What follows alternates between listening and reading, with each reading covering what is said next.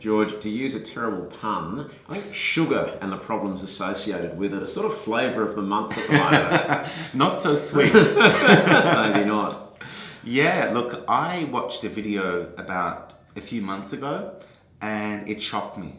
And I woke up the next day and I just couldn't put sugar in my coffee anymore. It took a bit of adjusting to do, but now I've got to be honest, I actually love my coffee and I don't miss the sugar. You get the taste of the coffee Yeah. rather than the sweetness. And what shocked me, and what I want everyone to have the benefit of that's watching this video with your help, is that I got to understand that sugar is the number one enemy for the gut, and the gut is so important for our health. We're really doing no favors to the body when we are loading too much sugar in our bodies. Absolutely, and I think people are hearing more and more about the problems with sugar. I think it's an important thing first up to say there is jargon with everything with diet and medicine. So when we're talking sugar, we're not just talking about granules in your tea or coffee. In fact, sometimes that's the least of the problems because you actually see that it's sugar and you know exactly how much you're getting.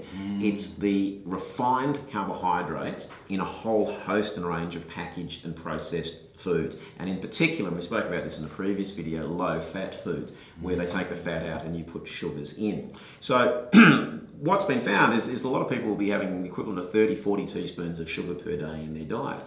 Now, you mentioned a teaspoon in your coffee.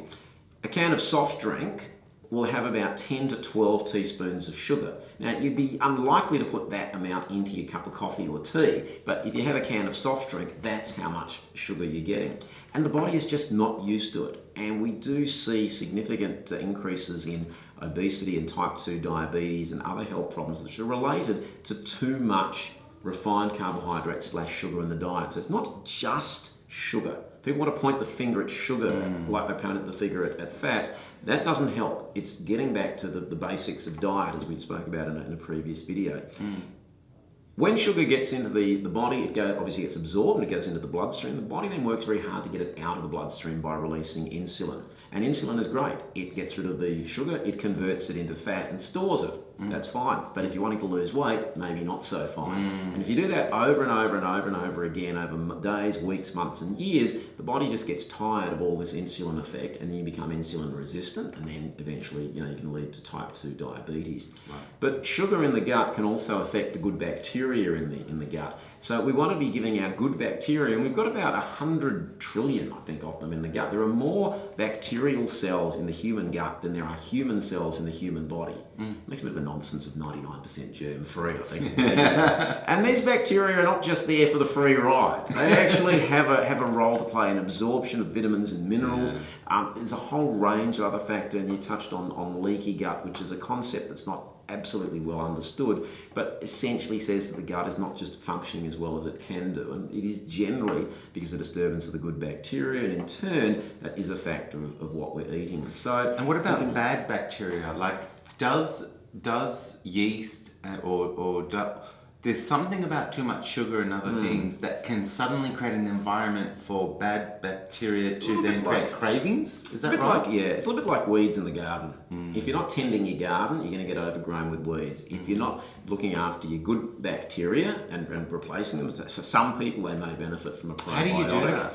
That can be helpful, but being on a reasonable diet that's got a good amount of vegetables in it, a little bit of fruit, not too much, in fact minimal amounts of processed foods. I mean, we can't get away from it completely, we live in the 21st century, but cutting down on processed sugary type foods and having more, I suppose, raw and whole, WHOLE foods. So again, your vegetables, your fruit, your legumes for people who are into that. Not too much dairy, some meat, fish and chicken is fine. So good quality proteins, good quality fats and vegetables is the key, and some fruit on the top of that. And everything else is more for special occasions. And if you do that, then the good bacteria are getting what they need, you're getting what you need. Doesn't mean you're going to live forever, obviously, but most people are going to have more energy. It'll generally help with weight management. And for most, again, this is not a cure-all. I really do want to underline that. People will feel better. Well, I found that my cravings for sugar initially heightened, and now they're pretty much quite low. You got over the hurdle, and then you're all good. Yeah. And you feel better for it. Absolutely. And you will too. We hope you enjoyed the video.